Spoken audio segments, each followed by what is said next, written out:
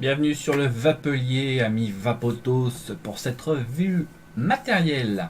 Matériel qui va nous emmener chez KS pour la revue du Solomon de RTA. Voilà. Donc c'est un reconstructible que vous pourrez trouver aux alentours de 30 euros. Voilà. Donc comme d'habitude, on va se retrouver en plan serré pour voir la boîte, l'intérieur de la boîte et le reconstructible en détail. Et après, comme d'habitude, on fera un test de vape. Voilà, à tout de suite.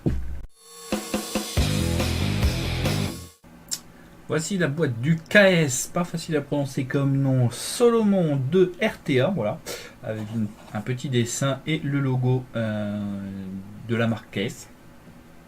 Là, vous avez la pastille qui vous indique la couleur de l'atomiseur. Donc là, comme vous voyez, il est noir. Sur le côté, vous avez un scratch code avec les sites internet de la marque. Derrière, vous avez tout ce que contient la boîte avec les logos qui vont bien. Voilà, on n'a rien de plus. À l'intérieur, qu'est-ce qu'on a? On a l'atomiseur. Donc comme vous le voyez, il est monté avec le Pyrex de 5 ml parce que vous pouvez le trouver en 3,5 ou en 5 ml. Voilà. Il mesure 46 mm de hauteur pour 24 de largeur. Il est en inox 304 et plaqué or avec bien sûr un drip tip en Delrin. Il pèse 117 grammes. Voilà. Et il possède donc, comme vous le voyez, deux drip tips, un drip tip 810, un drip tip 510 et un deuxième drip tip 810 déjà monté. Voilà, vous savez tout. Maintenant, on va voir le bestiau en gros plan. Donc comme vous le voyez, c'est assez classique aujourd'hui, hein, les atomiseurs avec des bulbes, hein, ils rappellent beaucoup le TFV12 Prince, le Hello Duro, voilà, d'autres, même le Cascade Tank a aussi un bulbe, hein, c'est quelque chose d'assez commun. Voilà, l'airflow est en haut, la bague tourne bien, presque trop on va dire, mais je pense pas qu'elle risque de s'ouvrir dans une poche, je pense pas. J'ai oublié de préciser, vous le retrouvez autour de 30 euros, donc c'est un atomiseur qui n'est pas cher. Voilà. On dévisse le bas. Et là, on s'aperçoit d'un truc, c'est qu'en effet, le fond de la cloche, puisque c'est une cloche, a une espèce de fente. Voilà. Ici. Tout simplement parce que, vous voyez, ici, cette partie, il faudra la glisser dans la fente, tout au fond. Là, vous l'avez entendu. Le clic et après il faudra visser. Alors c'est un système tout bête mais qui marche très très bien, j'ai pas eu de problème avec, il n'y a vraiment aucun souci. Donc comme vous le voyez, c'est un monocoil. Alors j'aurais pu le monter devant vous, le problème c'est que je vais vous avouer que monter ce coil c'est assez chiant, hein. Je vais pas vous le cacher, c'est assez chiant, il faut bien s'y prendre. J'ai un peu galéré entre autres parce que mon coil est un petit peu gros. Et j'ai remarqué que le plateau n'aimait pas les gros coils. Voilà. Pas un fan des gros coils. Vous voyez, en fait, à chaque fois que je vissais, les pattes se barraient de la fente et j'avais du mal. Donc c'est pour ça que je l'ai monté tout de suite. Je suis désolé de ne pas vous le montrer. Après ça, une fois que vous avez bien rentré les pattes et que vous en avez vissé une, le reste va tout seul. C'est la première qui est dure à visser. Voilà. Je vais vous montrer par contre comment le cotonner. Alors rassurez-vous, il n'y a rien de compliqué, hein. C'est vraiment très très simple. Hop, on va pousser ça. Hein. Bing, bing. Alors le pas de vis, moi je le trouve très bon. Voilà. Je le trouve très très bon. Toc. Il est bien flush avec ma box. Aucun problème dessus. On va faire des petits zooms histoire de bien voir. Voilà. Donc comme vous le voyez, il y a deux trous pour le coton de chaque côté. Alors l'avantage de ce genre de plateau instauré par le Zeus dans les premiers temps, c'est que en fait, même si vous le cotonnez mal, vous risquez pas d'avoir des fuites. Ça, c'est un avantage évident. Donc voilà, je vais arracher un bout de coton. Alors bon, il faut pas qu'il soit trop gros, mais voilà. Prenez-en, à la rigueur, je vous conseille d'en prendre prenez-en plutôt plus que moins. Voilà. Une petite longueur, voilà, comme ça.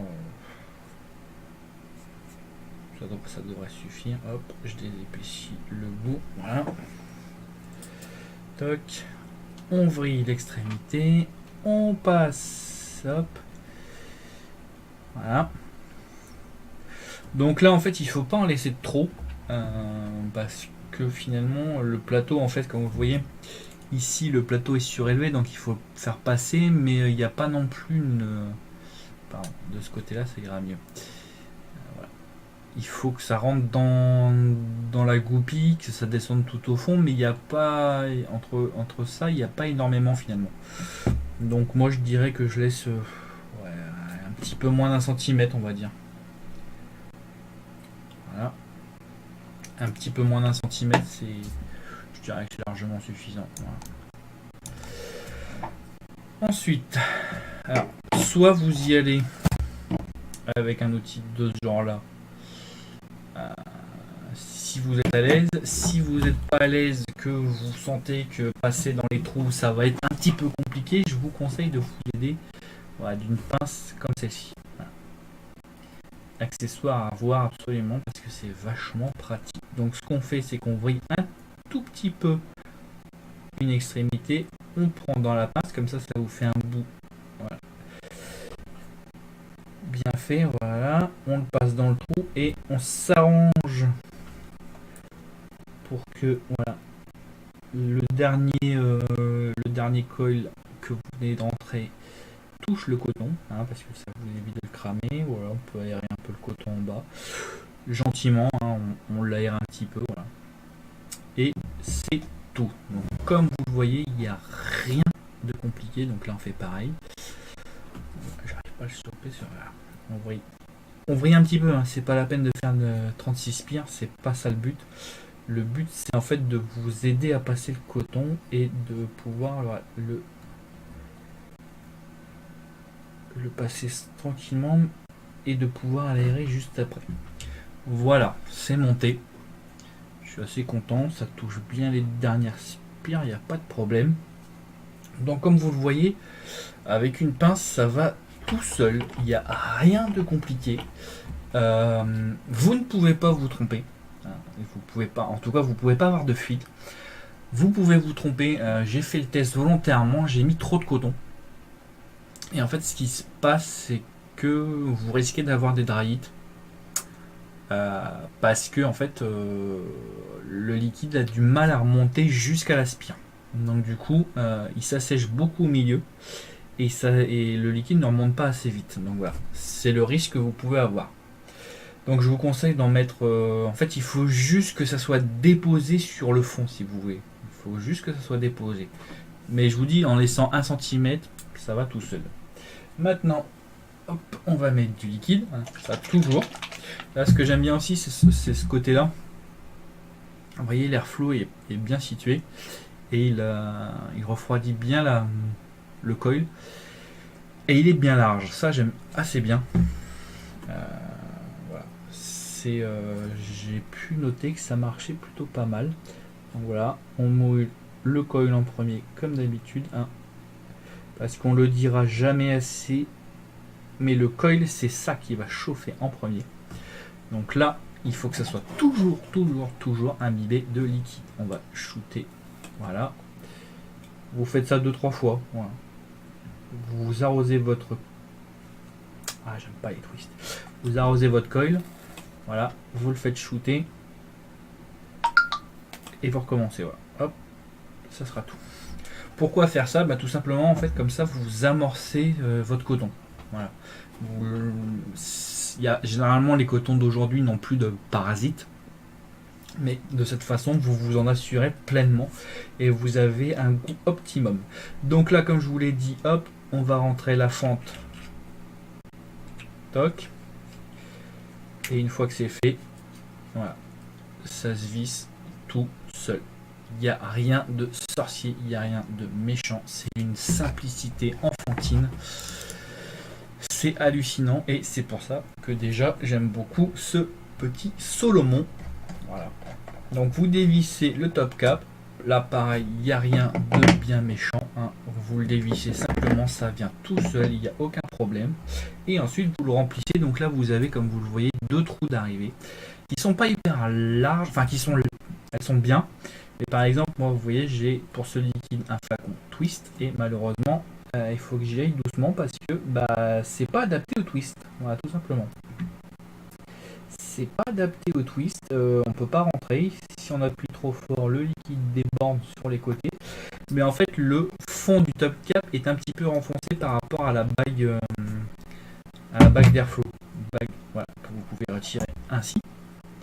Et là, vous voyez en fait sur les côtés, vous voyez en centre interne, on a l'impression qu'il y a un joint, mais en fait c'est pas un joint, c'est juste que c'est enfoncé dans l'atomiseur. Donc du coup, même si votre liquide, si vous appuyez trop fort, que vous faites sortir le liquide un peu trop abondamment, il ne va pas couler sur vos doigts. Donc c'est un système que moi j'apprécie particulièrement, surtout quand on a une bottle twist. Voilà. Une fois que vous avez rempli vos 5 ml ou 3,5, selon ce que vous préférez, vous revissez. Et comme vous le voyez, il n'y a pas du tout de liquide qui a coulé. Et ça, j'aime beaucoup ce système. Voilà. Et bien écoutez, voilà, vous savez maintenant comment mettre le coton et comment le remplir en liquide. Ça ne nous demandait pas d'avoir fait l'ENA pour ça. Et maintenant, on va le tester au niveau vapeur et saveur. A tout de suite.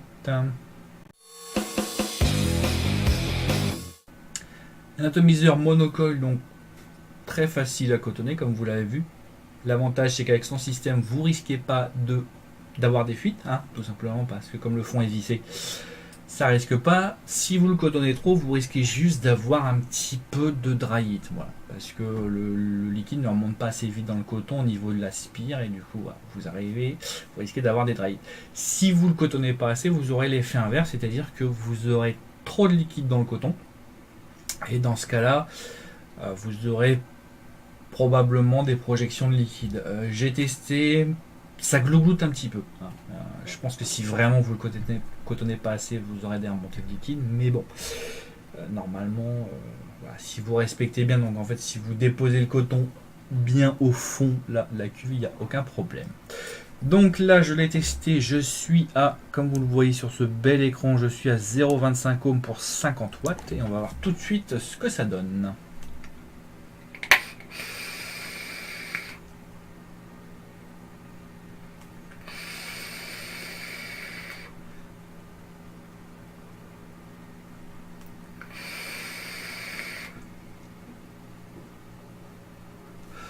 Voilà.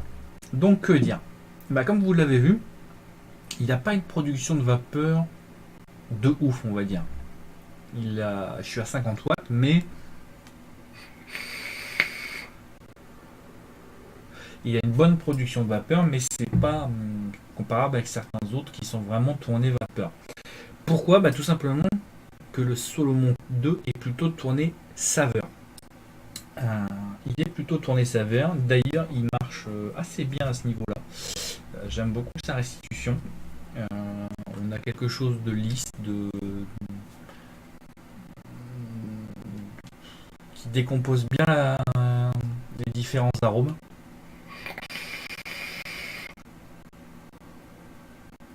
C'est lisse, c'est doux, c'est onctueux, c'est pas mal. Enfin, c'est pas mal, c'est même très bon. Moi, j'avoue que je suis assez fan de ce petit KS. D'une part, parce qu'il est très facile à monter, d'autre part, et tout simplement parce que il se cotonne très bien. Il a vraiment tout pour que le liquide ne coule pas sur l'atomiseur. Ça, j'aime beaucoup. Et en plus, il a une très bonne restitution de saveur. Je vais fermer un peu l'atomiseur. Alors, je suis désolé, je pourrais vous le montrer. Le problème, c'est que comme c'est noir sur noir, ça se voit pas trop. Donc là, croyez-moi sur parole, je l'ai fermé de moitié.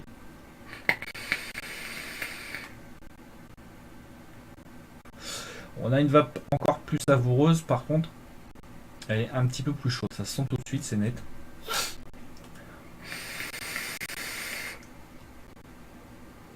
Ça s'explique tout simplement que je suis à 0,25 ohms, que je suis quand même assez haut en volt, je suis à 3,50. Allez, je vais le pousser, tiens. Allez. Je vais essayer, voilà, devant vous, à 60 ohms. On va voir s'il y a une différence. Donc là, je vais réouvrir les airflow à fond.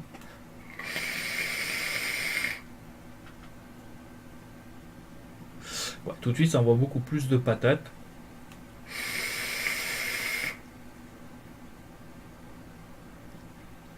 Je sens que le coil est aussi beaucoup plus... On lui en demande beaucoup plus. C'est pas plus mauvais. C'est même... peut-être que les arômes sont même plus présents. Ouais.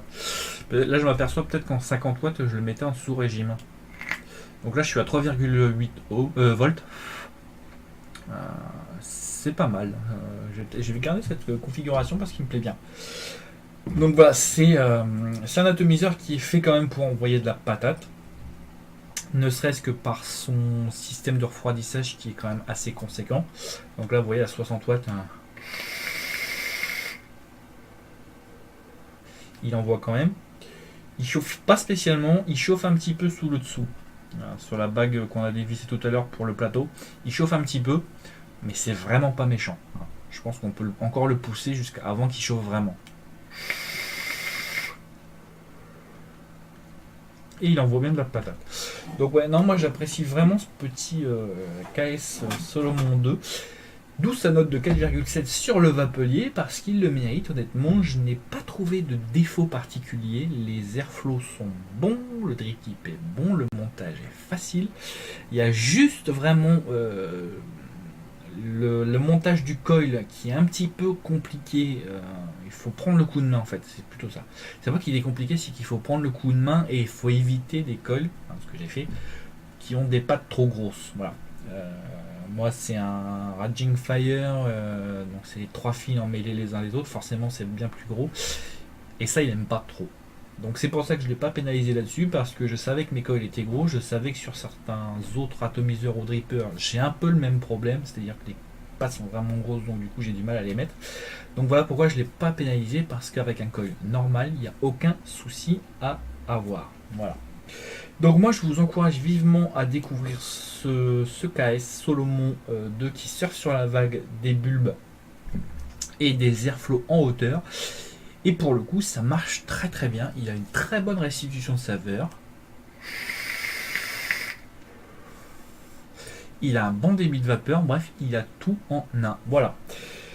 Et bien écoutez, merci d'avoir suivi cette vidéo sur le Vapelier. Et on se retrouve bientôt pour de nouvelles aventures.